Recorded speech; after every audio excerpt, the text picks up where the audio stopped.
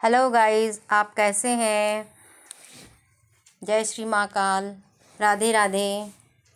मेरे इस चैनल में आप सभी लोगों का स्वागत है। आज हम हिंदी भाषा का विकास के बारे में पढ़ेंगे। ये जो विषय है सभी प्रतियोगी परीक्षाओं के लिए जैसे नेट, जीआरएफ, सेट तथा सभी राज्यों के असिस्टेंट प्रोफेसर के लिए महत्वपूर्ण विषय वस्तु है। भाषा हिंदी की जो सबसे अधिक बोली जाने वाली बोली है वो है भोजपुरी। हिंदी की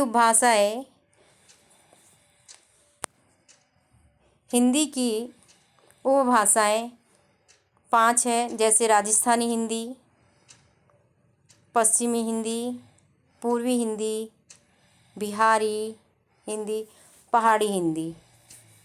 इस प्रकार से 5 उपभाषाओं में बांटा गया है हिंदी को। खड़ी बोली के अन्य नाम भी हैं, जिसे हम हिंदुस्तानी, नागरी हिंदी या सरा हिंदी या कौरवी कहते हैं।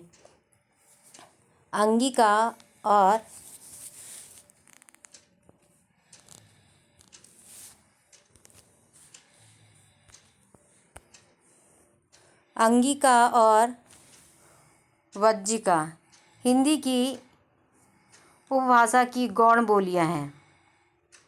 बिहारी हिंदी की ओंकार बहुला बोलियां हैं। ब्रजभाषा बुंदेली, कन्नौजी, जयपुरी, मेवाती, मालवी, बुंदेली और कुमाऊँ। हिंदी की आकार के आधार पर बहुला बोलियों में कौरवी, हरियाणवी, दक्षिणी आती है। हिंदी की उदासीन आकार बहुला बोलियां में छत्तीसगढ़ी बोली, बघेली, मगही, मैथिली आती है। हिंदी की उपभाषाएं एवं बोलियां उपभाषाएं और उपभाषा के अंतर्गत आने वाली बोलियां को बांटा गया है। राजस्थानी में मारवाड़ी, जयपुरी, ये जयपुरी को ही ढूंढाड़ी भी कहते हैं, मेवाती और मालवी। पश्चिमी हिंदी कौरवी, हरियाणवी को बांगड़ू भी कहा जाता है। दक्षिणी ब्रजभाषा, बुंदेली, कन्नौजी, ये पश्चिम की बोलियां हैं। पूर्वी हिंदी में 3 बोलियां आती है, अवधी, बघेली, छत्तीसगढ़ी। बिहारी हिंदी के अंतर्गत आती है भोजपुरी, मगही और मैथिली। इसी प्रकार पहाड़ी हिंदी के अंतर्गत गढ़वाली और कुमायूं आती है। हिंदी को भारत की राजभाषा कब बनाया गया? 14 सितंबर 1949 को जब संविधान बना था उस समय 8वीं अनुसूची में कुल भाषाएं 14 थी। संख्या की दृष्टि से संविधान का सर्वप्रथम उपबंध, जिसमें राजभाषा के संदर्भ में निर्देश है, वो है अनुच्छेद 120। हिंदी की व्यंजनार्थ बोली है भोजपुरी, अवधी। संविधान में राजभाषा संबंधी कुछ प्रावधान हैं जो हमें मालूम होने चाहिए।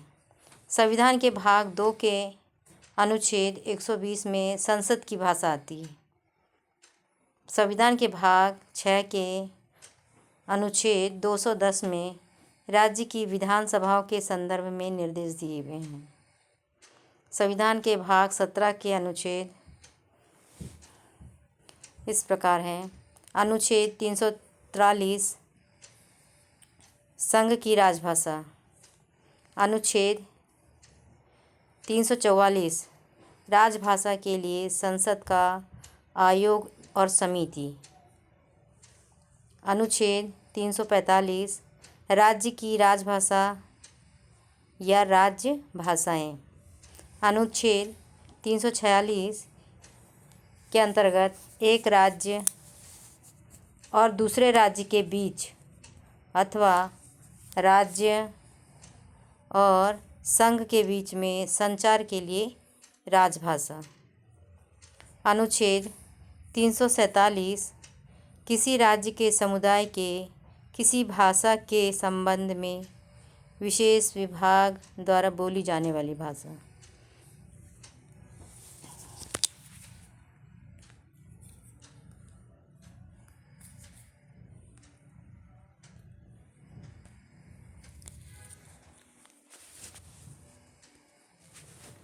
अनुच्छेद 348 के अंतर्गत उच्चतम न्यायालय और उच्च न्यायालय में तथा अधिनियम के बारे में बताया गया है। अनुच्छेद 349 भाषा संबंधी कुछ विशेष विधियों की अधिनियमित करने के लिए विशेष प्रक्रिया बताई गई है इसमें। अनुच्छेद 350 भाषा अल्पसंख्यक वर्गों के हितों की रक्षा के लिए निर्देश दिए गए हैं। अनुच्छेद 351 हिंदी भाषा के विकास के लिए निर्देश दिए गए हैं। ये अनुच्छेद को एग्ज़ाम में बार बार पूछा जाता है, इसे विशेष रूप से हमें याद होनी चाहिए। संविधान का कौन सा अनुच्छेद यह घोषित करता है कि देवनागरी लिपि में लिखी गई हिंदी संघ की राजभाषा होगी? अनुच्छेद 343। संविधान में अनुच्छेद में यह प्रावधान है कि शासकीय प्रयोजनों के लिए अंग्रेजी भाषा का प्रयोग 15 वर्ष की अवधि तक है, अर्थात 26 जनवरी 1965 तक। ये भी प्रावधान है ताकि इस दौरान हिंदी शासकीय कार्यों को निष्पादित करने में सक्षम हो पाए। यह अनुच्छेद 343 में दिया हुआ है। संविधान के किस अनुच्छेद में कहा गया है कि संसद 25 जनवरी 1965 के पश्चात विधि द्वारा अंग्रेजी भाषा के प्रयोग को हिंदी प्रयोजनों के लिए उपबंध कर सकेगी? ये बताया गया अनुच्छेद 343 में ही। संविधान के अनुच्छेद के अनुसार राष्ट्रपति 5 वर्ष तथा 10 वर्ष के पश्चात राजभाषा आयोग की नियुक्ति कर सकेगा। ये बताया गया अनुच्छेद 344 में। राजभाषा अधिनियम कब अस्तित्व में आया?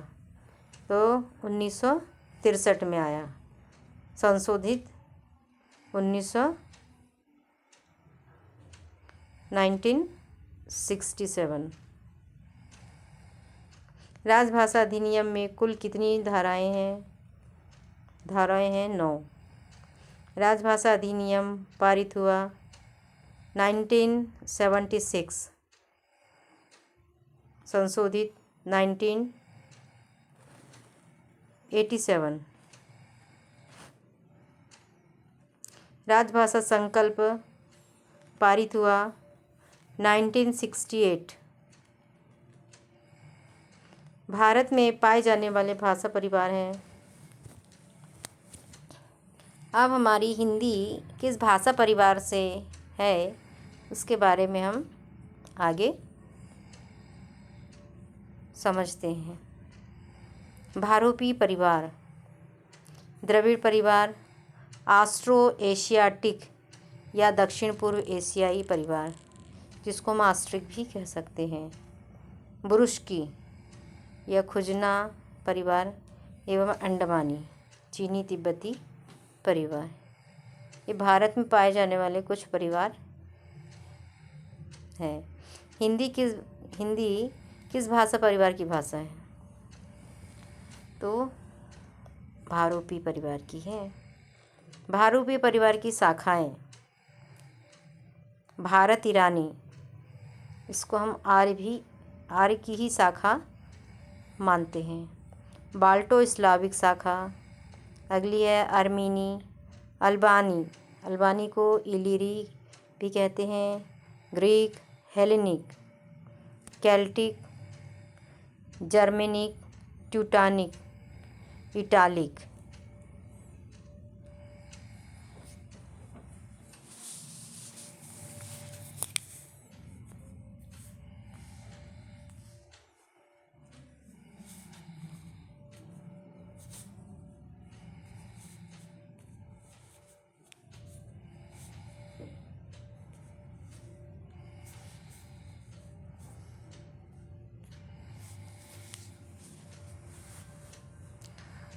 अगला है हिटाइट। हिटाइट को हित्ती भी कहते हैं। तोखारी। इस प्रकार से भारोपी परिवार की शाखाएं थी। भारोपी परिवार की शाखाओं को 2 वर्गों में विभाजित किया है विद्वानों ने। पहला है केंतुम और दूसरा है सतम। प्रोफेसर आस्कोली ने 1870 में ईस्वी में बताया है। केंटुम और शतम वर्ग के आधार पर भारोपी परिवार का विभाजन हुआ है और ये विभाजन ध्वनि आधार पे हुआ है, ध्वनि के आधार पर। शतम वर्ग और केंतुम वर्ग।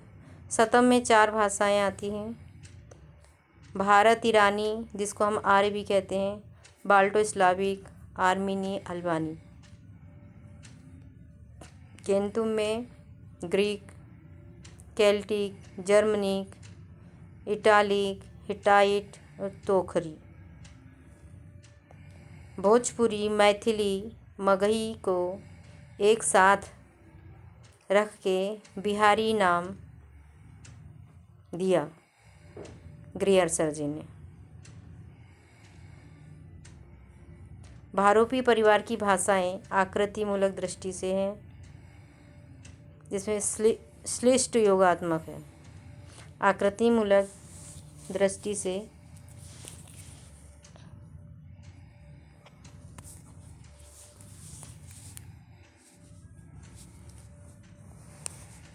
हिंदी आकृतिमूलक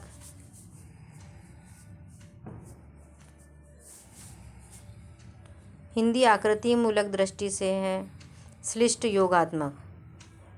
हिंदी को श्लिष्ट योगात्मक के में रखा गया है। द्रविड़ भाषाएं आकृति दृष्टि से हैं, ये अश्लिष्ट योगात्मक कहलाती हैं। चीनी, तिब्बती, बर्मी, श्यामी, अनामी, सूडानी भाषाएं आकृतिमूलक दृष्टि से है, अयोगात्मक है। ये आकृतिमूलक दृष्टि से तुर्की भाषा अश्लिष्ट योगात्मक है। विश्व में लगभग 3000 भाषाएं बोली जाती हैं। भाषाओं के आकृतिमूलक वर्गीकरण का जो आधार है वो रचना तत्व, पद रचना या वाक्य रचना है। भाषाओं का वर्गीकरण का आधार जो है वो रचना तत्व या अर्थ तत्व है। अयोगात्मक वर्ग की प्रतिनिधि भाषा है चीनी और प्रमुख भाषा परिवार है 18। बोलने वालों की संख्या एवं भौगोलिक व्यापकता की दृष्टि से सबसे बड़ा भाषा परिवार है भारोपी परिवार। सबसे बड़ा परिवार है भारोपी परिवार। बोलने वालों की संख्या की दृष्टि से दूसरा सबसे बड़ा परिवार चीनी परिवार है। पहला हुआ हमारा भारोपी परिवार, दूसरा हुआ चीनी। क्षेत्र विस्तार की दृष्टि से दूसरा बड़ा परिवार है यूराल अल्ताई परिवार। भारोपी भाषा परिवार को भारत हित्ती नाम देने वाले प्रोफेसर स्टुबर्ड ने 1893 में दिया। अमेरिका परिवार के लगभग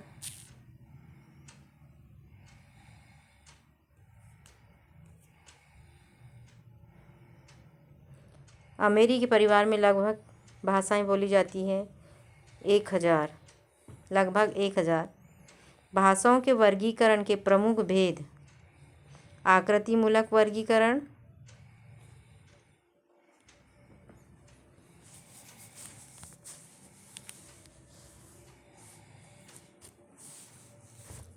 आकृतिमूलक वर्गीकरण, पारिवारिक वर्गीकरण।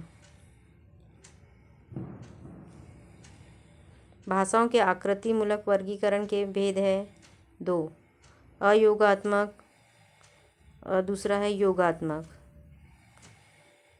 अश्लिष्ट, श्लिष्ट और प्रश्लिष्ट इसके अंतर्गत आते हैं। इस प्रकार यहाँ तक कि हमारी जो महत्वपूर्ण जानकारी थी वो यहाँ पे इस वीडियो में हम समाप्त करते हैं। इसके आगे और पढ़ने के लिए हमारे दूसरे वीडियो को देखें और सब्सक्राइब करें, बेल आइकन को प्रेस करें जिससे कि आपको समय समय पर नोटिफिकेशन मिलते रहें। धन्यवाद। जय हिंद, जय भारत।